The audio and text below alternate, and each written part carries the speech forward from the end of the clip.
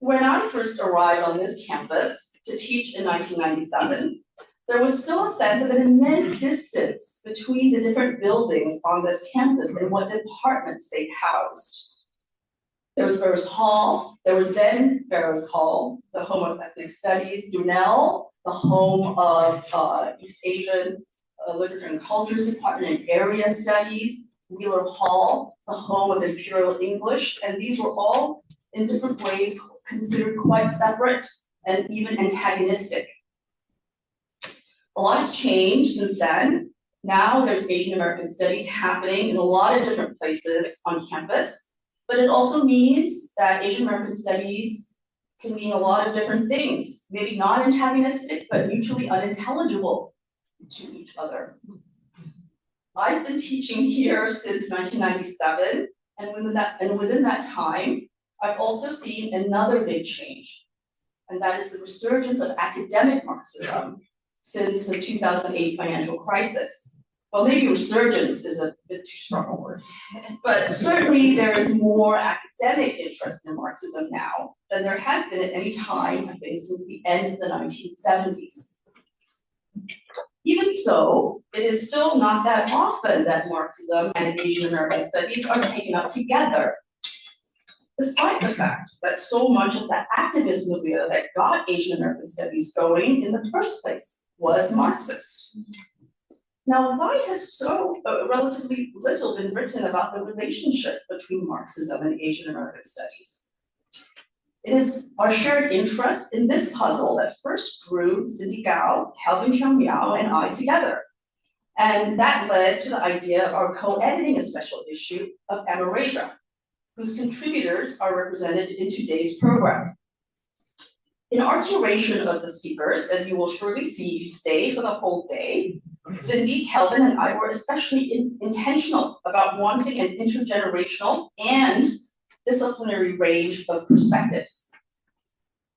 We're also after different types of contributions, some academically argued and some more personal and essayistic, in order to capture some sense of the range of vocations and projects that the Asian American movement had inspired over time.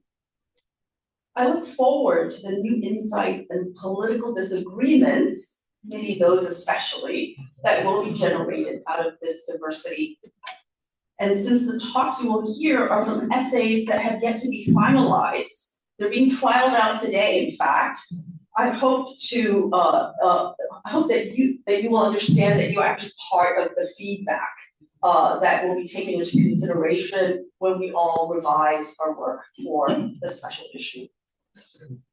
Finally, since Calvin and Cindy will be chairing sessions and there will be no one to introduce them, I must at least tell you, minimally, that Cindy is an assistant professor of gender, sexuality, and feminist studies at Middlebury and writing an amazing book on the influence of Asian revolutionary political theory on US social movements of the 60s to the 1980s.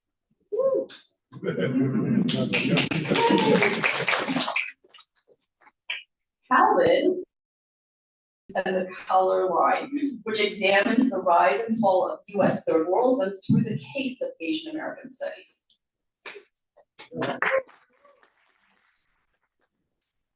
The other two chairs of today's panels are Oriana Tang and Lindsay Choi, who are the intrepid co-coordinators of the Trans-Pacific Asian American Studies Colloquium.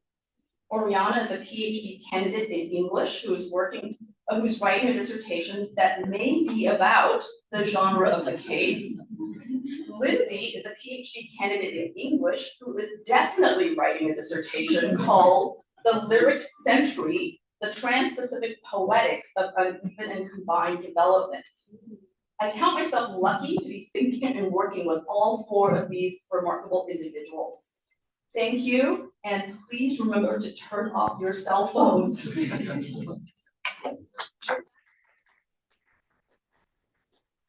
that, I'd like to invite the first panel up here, called Movements and chaired by Calvin. All right, we are coming in hot with this first panel. We have some of the wisest, sharpest, most radical, and on a good day, most generous, folks that have worked in and around the movement that started in the late 1960s. And I'm so thrilled to have them up here today. They're each going to share roughly 15 minutes or less of personal reflections based on their experiences in activism, and for some of them, how that crosses with their experiences with the academy. What I will do, I think, is read all of the, I will read the introductions. I'll read an introduction and then they'll come up and speak, and then I'll read the next introduction. So that's how we'll proceed, if that's okay. Okay. Our next speaker is Harvey Dawn. Harvey is a continuing lecturer in ethnic studies at UC Berkeley, where he teaches Asian American studies and was awarded the 2016 American Culture's Ronald Takaki Teaching Award.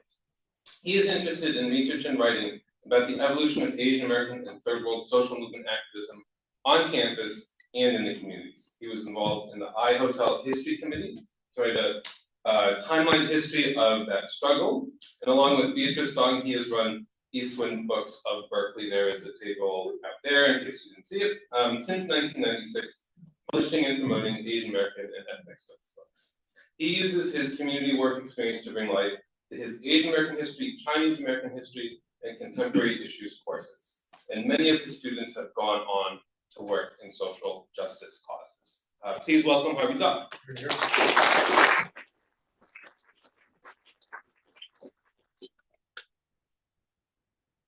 I'd like to make a small adjustment.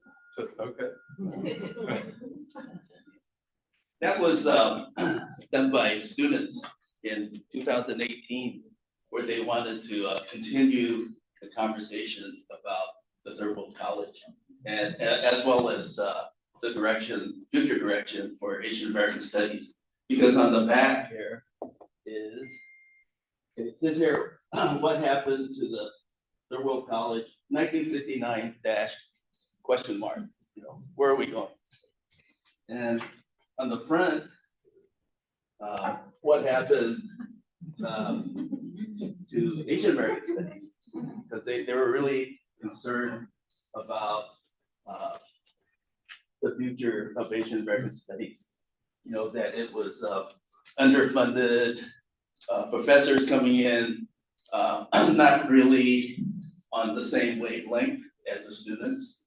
And the students wanted to open dialogue, and thanks.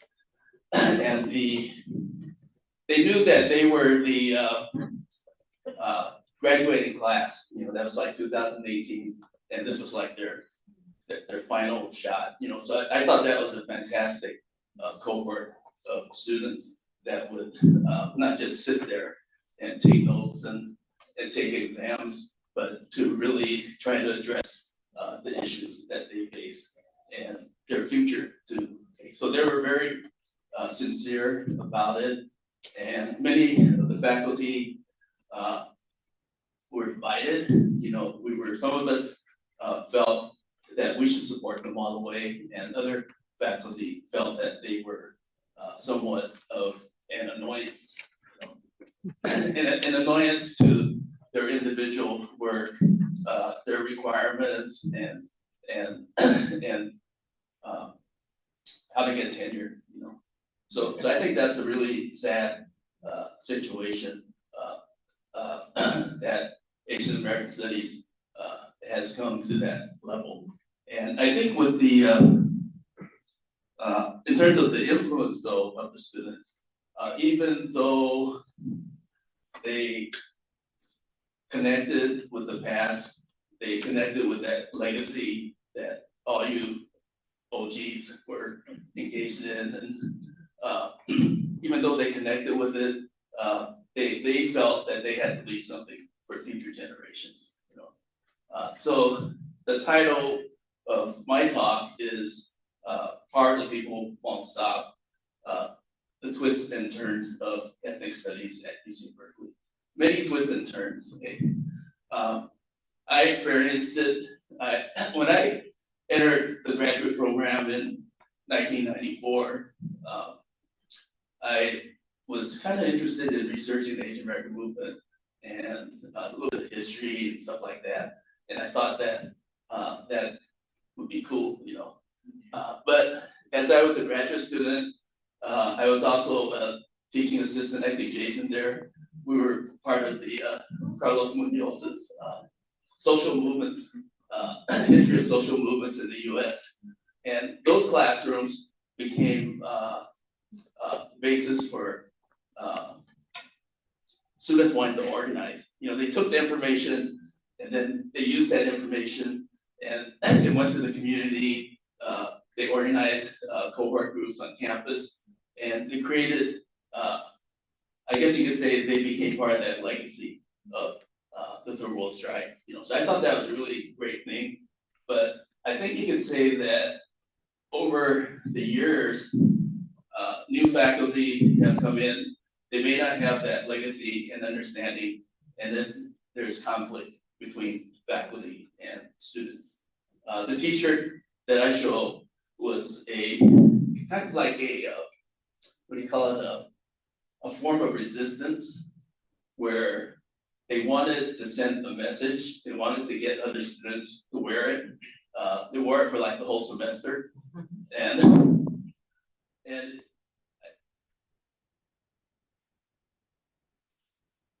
I think that it kind of lessened though, you know, after they left.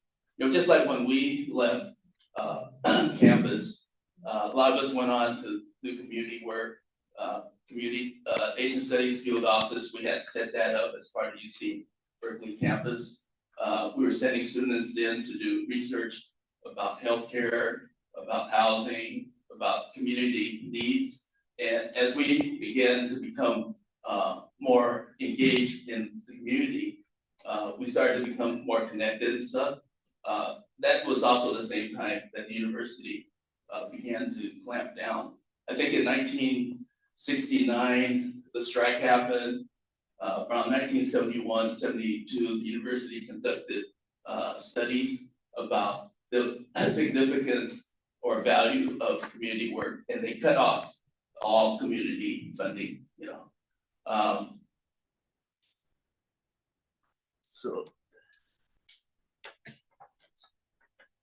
So actually, the programs that we had set up, even though there were setbacks and that the programs were cut off, decolonization began to take over. Decolonization was increasing because of the strike, but in response, there were attempts to uncolonize, okay, to take away what we had won, okay. So there were temporary setbacks, but at the same time, every 10 years or so, beginning in 1969, future generations would continue to invoke the TWLF strike, you know, the ideals of the TWLF strike. In 1989, there was the anti-apartheid movement, which resulted in the ethnic studies type requirement. That was part of the student movement back then. In 1999, there was a hunger strike to save ethnic studies because it was in decline. In 2010, there was another hunger strike organized by students against laying off of faculty. In 2017, there was another TWLF formed by students where they wanted to reopen the discussion for a third world college. In 2018, Asian American students formed this group called Asian American Students at Cal, and they started this t-shirt campaign. So you can see that it's important to be on the right side of history. The world's going through tremendous change.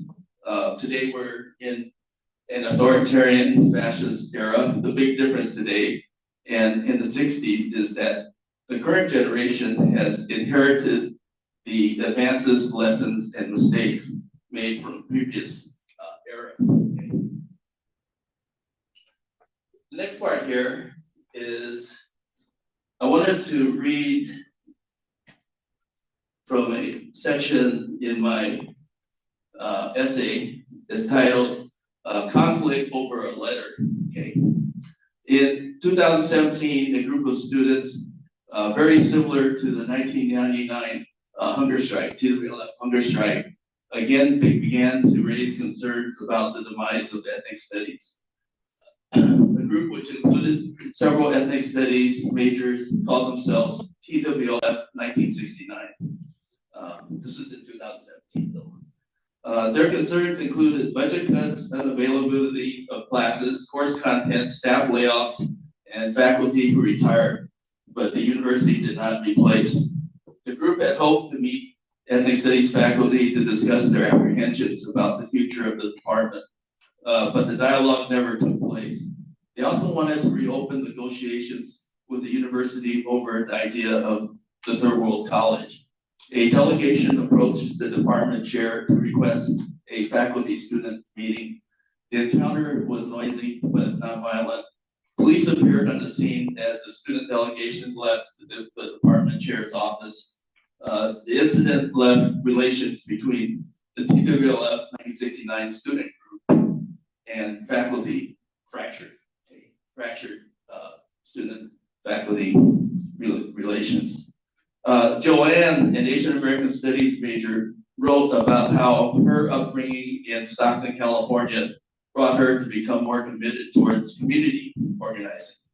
She wrote that Asian American Studies classes look to inwards and focus on reproducing power structures that we were supposed to be dismantling. They were concerned about the quality of the classes, the quantity of the classes, and the structure. They wanted to continue moving forward on the idea of a third world college, moving forward on the conversation. Is it 5 minutes or 5 minutes left? The attempt at letter delivery was the group's final activity as an organization, because what happened was the student action happened in November 2017, but in January, February 2018, many of the student organizers received letters from the Dean of Students. There were fears of expulsion. Up until that time, we had conceptualized the main barrier to a third world college and the wellness of ethnic studies program was the university administration and the head of the College of LNS. Joanne wrote, but I think because of the internal backlash we received from professors, we realized that we were also fighting amongst ourselves, students against professors, in some cases, professors against professors. We revealed a lot more of the internal dynamics going on and the internal conflicts. For myself and a lot of other students, the fact that professors didn't support us was very surprising, and in a lot of ways,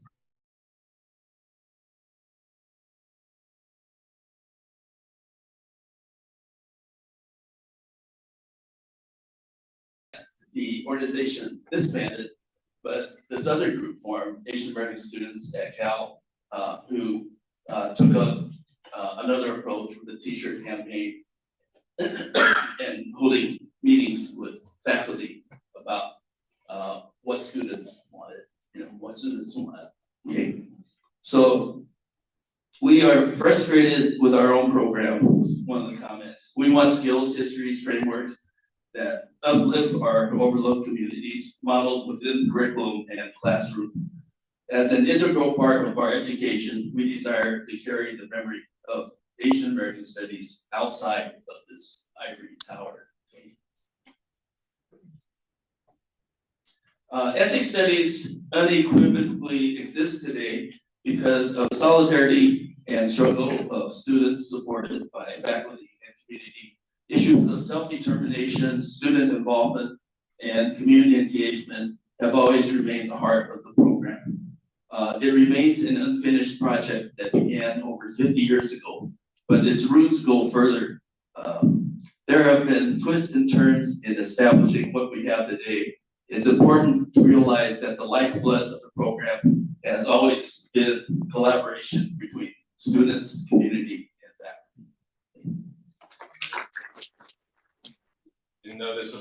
quit self-quit session, did you?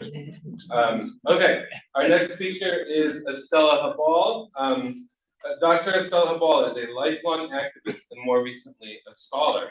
As a young adult, she joined the anti-Vietnam War movement, learning that it was a racist and imperialist war. But when the Philippine Marcos dictatorship declared martial law, she joined the KDP, a US-based Filipino revolutionary organization, which opposed his repression, Marcos's repression against the Filipino people. She also fought to stop the eviction of elderly Filipino and Chinese tenants at the International Hotel in 1977. And in the 1990s, she helped to resurrect a new international hotel. As an academic and scholar, she told the story in a book, San Francisco's International Hotel, Mobilizing the Filipino American Community in the Anti-Eviction Movement, published in 2007, one of my favorites. She taught at various colleges in the San Francisco Bay Area and later became a professor at San Jose State University, teaching courses in Asian American Studies and Women's Studies from 1999 to 2014. All right.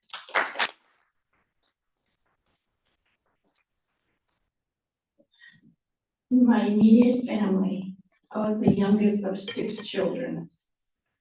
My greatest influence was my father, who fought in World War II with Americans as a U.S. Armed Forces of the Far East soldier in Bataan, Philippines, awarded the Distinguished Service Cross, the second highest military award for his heroic acts. He escaped the Bataan death march, running into the jungle to flee the Japanese. He brought the entire family in December 1951, my mother and 6 children, to the United States with great hope for our future. From him, I learned grit, perseverance, and the courage of a soldier. From my mother, I learned how to work hard in the sense of fashion. She was a seamstress and made our clothes from scratch. She had 6 children to feed and willingness to work hard. She toiled in tuna canneries and garment factories and suffered from difficult work conditions. Like many immigrant families who face these conditions, the ability to adjust fell mostly to my mother, facing sweatshop conditions and long hours. Except for my oldest sister in this new environment. All the younger girls in the family married young, got divorced, and a few of us had children out of wedlock, including my brother. As a teenage mother of 15, I felt life had happened to me. I didn't feel in control and was unhappy. After high school, I started to take control and decided to go to college at Long Beach State. While in college, I learned of the women's movement and the possibilities of women beyond wife and mother. I had it in my mind to achieve more, whatever that was.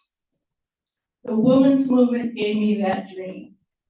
By the time I had 2 children, boys aged 5 and 6. From the age of 16 to 21, I began searching for my identity at a time when being American meant being white. I was 18, going to Long Beach State College, when I got my first introduction to revolutionary politics with a group called MECA, or UMAS at the time, where I learned about the Mexican Revolution. That experience made me thirst for the history of the Philippines, and as I began to search for my Filipino identity, I saw a flyer about a meeting for and about Filipinos on campus. I joined a group in LA and eventually collectively founded SIPA, Search to Involve Filipino Americans. I left the group, however, after 2 years and ran away from my husband and moved to San Francisco in 1971. When I arrived in San Francisco, I immediately went to the International Hotel. In the basement of the I-Hotel was a group of revolutionaries, recent immigrants and Filipino Americans who had formed a Colleen organization and newspaper. I didn't become a member, until I was recruited by Cynthia Maglaya, a Philippine national who escaped the repression by Philip Ferdinand Marcos, the dictator of the Philippines. I learned about US imperialism, colonialism, the National Democratic Revolution, and the Communist Party of the Philippines, reading the Kalayaan newspaper. My alignment politically and socially came when I was an activist in the Filipino community and a member of the Katipunan ng mga Demokratikong Pilipino, KDP. After studying American colonialism and US imperialism through those studies in the KDP, I learned that my family's culture was heavily influenced by American colonial mentality.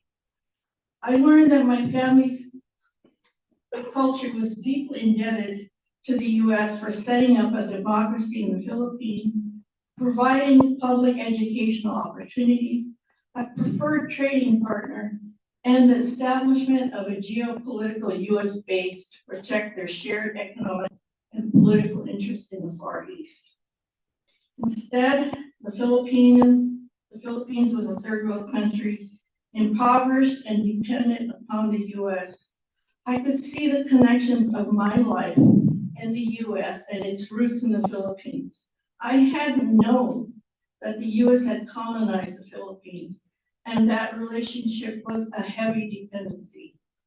Discovering this history about myself and where Filipinos fit in was revolutionary in itself. And this knowledge gave me pride and a sense of strength as a people. The anti-colonial and anti-imperialist history gave me hope to move forward from feelings of inferiority and to liberate myself along with my people. KDP was not an explicit Marxist organization, but it did have a socialist program as a goal. And we allied with the broader working class for democratic rights. We were a revolutionary mass organization influenced by the Communist Party of the Philippines. Although I was not at the core of organizing Philippine solidarity work, everyone in the KDP was assigned to tasks that accomplished these goals to support the Philippine National Democratic Revolution. By conducting anti-Martial political work opposing the Marcos dictatorship in different facets of organizing, KDP quickly became the leading force in the opposition to the Marcos dictatorship in the United States. A major assignment in the KDP was to defend the International Hotel and to prevent the eviction of the early Filipino and Chinese tenants. KDP analyzed that the Hotel was primarily a struggle between the working class and bourgeois property class. In this case, it was the financial sector that wanted to expand the downtown district into Manila Town, Chinatown. Redevelopment had already displaced San Francisco's Black community. Thus, minorities and the poor were the most vulnerable to displacement, and in this case, Filipinos and Chinese. Because we were a Filipino organization, we thought our role was both to bolster the leadership of the elderly Filipino tenants and to gain support from wide sectors of society.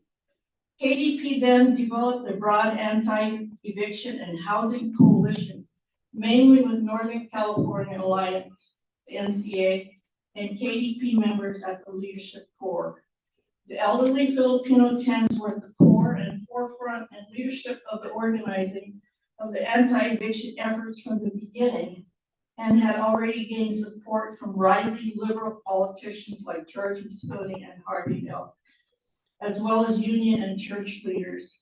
A few members of the KDP already had political ties with the elderly, Filipino elderly, and understood that support from San Francisco city forces were critical for it to survive eviction. When the eviction occurred in August 4th, 1977, both tenants and supporters alike were devastated. KDP team members and the tenants were traumatized, and some tenants died shortly afterwards as a result. After their tenants were evicted, political alliances with the city forces were able to keep that iHotel struggle alive, even after the building itself was demolished. 28 years later, a new iHotel was built on the same site where it once stood, with senior housing and the Manila Town Center on the ground floor. A couple of years after the eviction, I was assigned to KDP's National Secretariat working with the Marxist-Leninist Education Project, MLEP. The main goal of MLEP was to train cadre in Marxist-Leninist theory to prepare them for mass work in the field. Everyone was required to go through these courses every week for the duration of a semester. The curriculum included Marxist classics, short essays in philosophy, political economy, and class struggle. We studied dialectical and historical materialism and Lenin's key words: what is to be done, state and revolution, left-wing communism, along with imperialism, the highest stage of capitalism. Initially, we studied Mao Zedong. We struggled with contradiction and found inconsistencies in its logic. Comrades who knew Chinese read it in the original and agreed. Eventually, we stopped studying Maoist texts. I left the KDP and joined the Line of March in 1981, a Marxist-Leninist organization that was part of the new communist movement. Line of March was inspired by the Communist Party of the Philippines program of rectification and reestablishment. We thought the CPA of USA had lost its revolutionary bearings and needed to be reformed. The organizing principle of the Line of March was opposition to militarism, imperialism, and racism, promoting a united front against war and racism. From my experience in the iHotel, working class, not just the Filipino community, needed guidance and leadership from an organization that could engage all sectors of working class forces in the struggle, a party that could take responsibility for leading the struggle in all sectors and locations. Political and personal tensions were already brewing in the Line of March even before the collapse of the Soviet Union, which led to the unraveling of the Line of March in the direction of history because of my history of historical materialism. In 1991, I decided to graduate school at UC Davis. By that time, I was 42 years old. I got experience teaching and I felt the similarities to organizing. Teaching filled an emotional need for me to connect to young people and to connect with the masses. I graduated with my dissertation in hand on the international hotel struggle in 2003. I feel that trajectory towards the academic field was based on my experience as an activist in the KDP and in the Line of March organization, rather than my family life.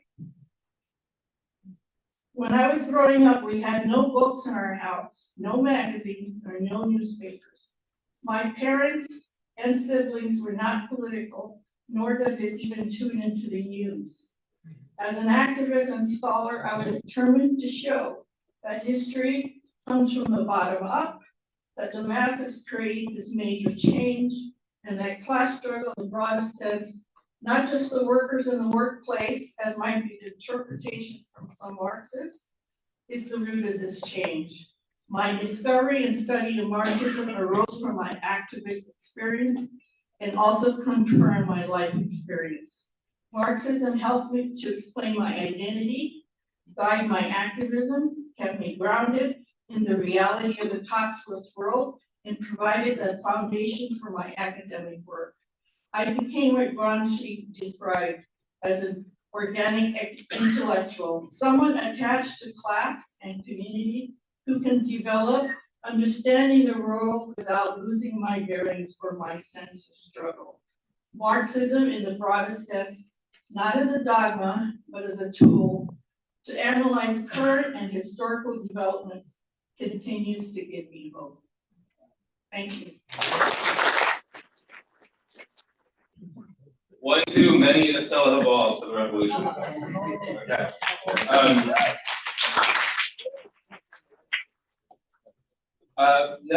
Our last but not least speaker is Bruce Occena. Bruce was raised on the East Coast and went to the University of Hawaii, where he participated in the first occupation of the administration building to protest the Vietnam War. Then he transferred to UC Berkeley and participated in the Third World Strike. At UC Berkeley, he began to seriously study Marxism and participated in the international hotel struggle from the beginning. He was a founding member of the Katipunan Umaga Demokratikong Filipino and served on the National Committee. Later, he participated in the formation of the Line of March. Please welcome Bruce Occena.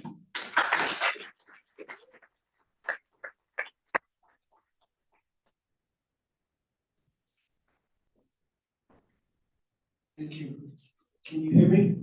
Yes. You know, I had a lot of things planned to share with you, and then I listened to all my comrades here, and I started to change the thrust of what I wanted to say. So let me just say that I'm really thankful for the invitation to reflect on my process of becoming a Marxist. It's really a gift, especially as you told very old like we are, or like some of us are. It is a time for reflection. So I think what I'll just start with is I think what I call the development of pre-Marxist consciousness, which I think I share with everyone here and with the whole group, but certainly the old people in the group. So I just wanted to touch briefly on some of that pre-Marxist consciousness. That had a lot to do with the intersection of ethnicity, race, and class. Okay, that kind of consciousness develops spontaneously over the course of your whole life.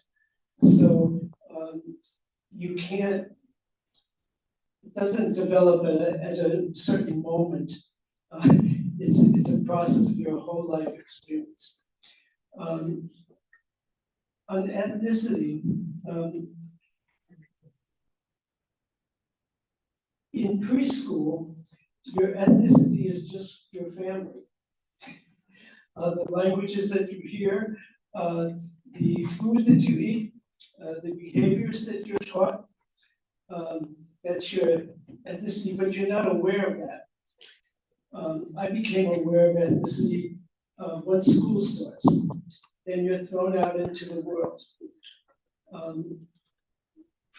What I experienced was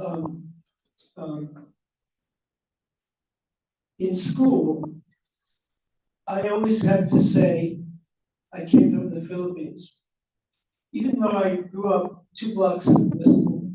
Okay, and I couldn't understand why that question was posed to me, to the Dominicans, to the Puerto Ricans. But it was not asked of the white kids. It was very confusing to me. You know, I thought, why is that? Okay. In addition, it wasn't asked of the black kids. That was very interesting. It took me years to figure that out. Okay. But that's an example of the way ethnicity, you start to appreciate it. Growing up in the East Coast is a very ethnic, diverse place. The family across the hall was Dominicans. Upstairs, there were Puerto Ricans. My aunt was a Roma, and I figured out years later that meant they were gypsies. I didn't understand that. Okay, so you just get a sense of the different ethnicities. And what I learned from that is that ethnicity is a very complex question, and it's not a question of, it thrives in an atmosphere of acceptance. In other words, not to try to figure out which ethnicity is highest, which comes next. It really thrives only in an atmosphere of acceptance. Racism, on the other hand, is more complex. With racism, that's also a lifetime experience. So my experience with that was, did I finish my word? I did.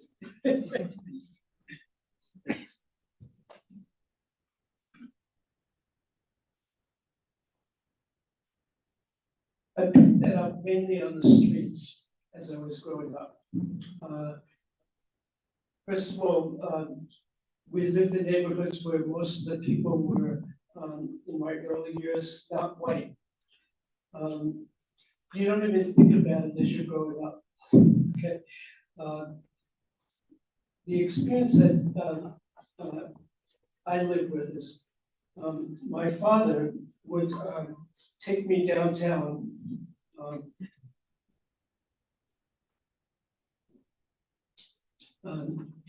and poke around electronic stores, just looking at junk, right? Just making a radio or a television or something like that. But we would always go to a fancy Chinese restaurant. I think back now, and that fancy Chinese restaurant was on 42nd Street, so it couldn't have been very fancy. Okay? But to me, it was very fancy. And what struck me was that there were more white people. It just struck me that there were more white people than in our neighborhood. And that they seemed different. They seemed to have a certain sense of privilege and agency and a whole different way that they approach life. I took that back to the ghetto, and as I was a teenager, I would roam myself downtown and really get to appreciate the parks, the restaurants, the different things that white people, not all white people, but it struck me as a white situation. Today, I still experience this, which I call white space. So you know when you're in a white space, okay? As soon as you're in the white place, you know it, right? That's the appreciation of racism. And what it left with me as a young man was, I didn't know how we were going to deal with racism. But I knew it posed a question, which is, what role does my life have in this country? Still an unclear question, but that was the thing that I left me. And the last thing is class.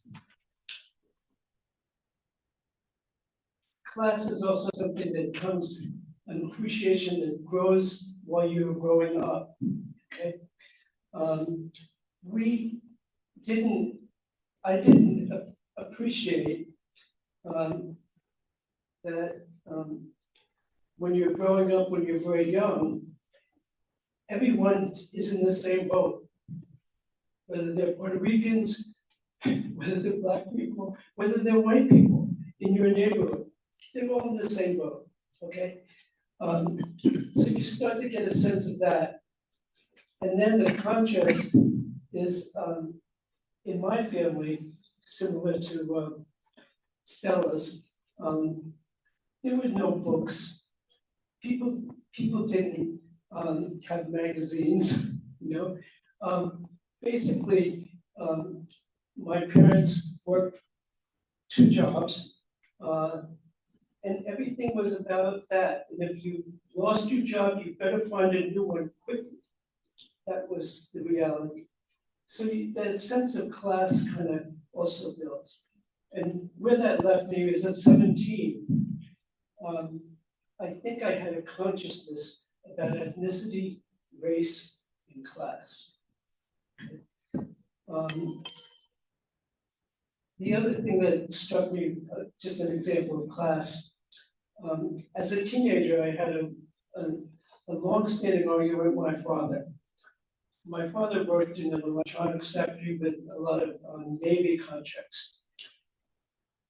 He would train all the white graduates who were coming from college. He would train them, okay? And then after their training of 6 months, they'd give them a trinket, you know, something that showed their appreciation, okay?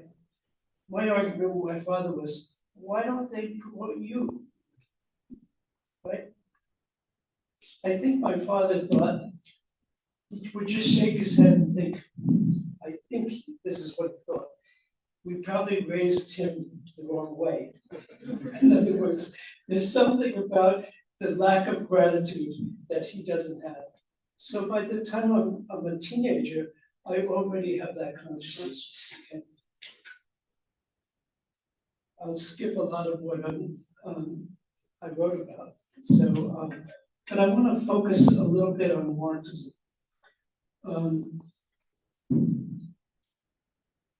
When I came to Berkeley, we still had academic Marxists on campus. I'm glad to hear that there's a reliving or a resurgence of academic Marxism, because that was very important. The Marxist class that were very popular. In hindsight, it's very important. It's a good start, but it's only a start. You can't learn Marxism thoroughly just in the university, okay? What I found was that the Marxism, first of all, stressed the shy on the Leninism, okay? So the whole question of Marxism, I think, is a good beginning in academic Marxism. But I guess what I want to say here is it's only beginning. And the question of Marxism requires a lifelong study. The process is exactly that, which is you're trying to get a worldview, figuring out what your worldview is. I think now in this country, this is a very excellent time, because very much like the 60s and 70s, I think that's the period we're in. So sure, though, a lot of young people are looking for the same thing, some worldview that connects all the things. Here at Berkeley in the 60s and 70s, you couldn't get to a class without being confronted. People's Park, Black liberation. These were the things that you had to deal with just trying to get to a class, okay? And I think that that's what's happening now. So I think it's a really good sign that the study of Marxism is coming back to the academy. Good luck, you guys.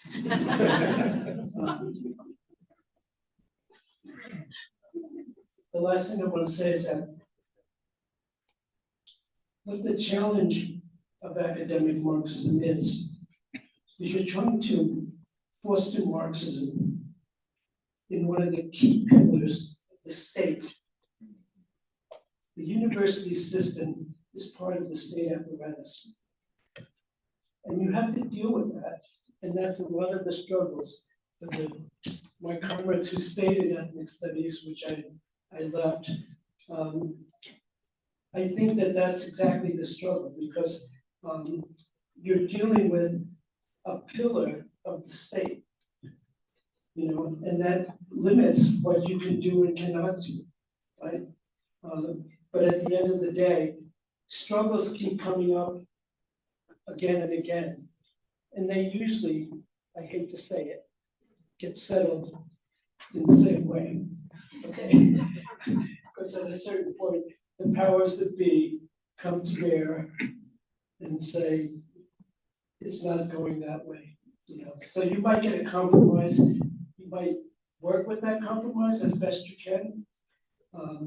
But really, study of Marxism requires a process. It's an intellectual process, okay? And it just requires ongoing study and the application to the society. And I just want to state lastly,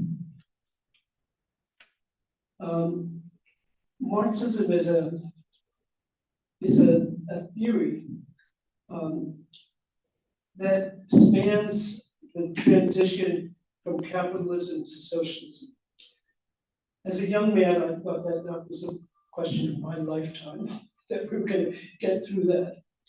Clearly, it's going to be another couple of 100 years, okay? But we've learned a lot in the last 50 years.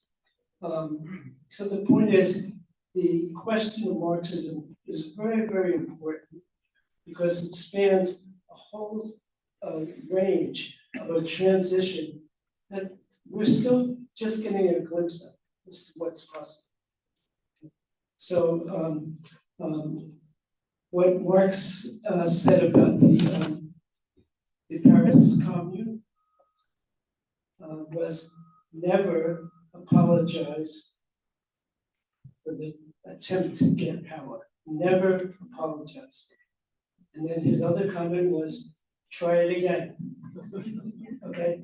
So the whole point is the relation of the class struggle as we find it in the issues that are confronting us. That's the point, is to apply the theory of Marxism. And unfortunately, academic Marxism doesn't really deal with the complexity of trying to be a Marxist. In other words, because it's the continual interaction with the politics of the day. And there's no, this is something you have to figure out, okay, as to what to do and why to do this and not that. Okay, so I think that that's my remarks about Marxism. I'm still an old man, but I'm still a Marxist-Leninist. I think the tendency of academic Marxism to skip over Lenin is a big mistake, because the whole point of Lenin is to show that capital has organized the social production of the whole world now. Okay, and the whole strategy of trying to figure out what the proletarian struggle is like requires that understanding. And if you don't get that, you're stuck with the philosophy of Marxism, which helps you figure out other things, but it might obscure the key question. Okay, which is why what Marxism bridges for hundreds of years. Okay? So, thank you very much. All right, thanks again to Steve, Harvey, Estella, and Bruce for just a phenomenal set of comments to start our day.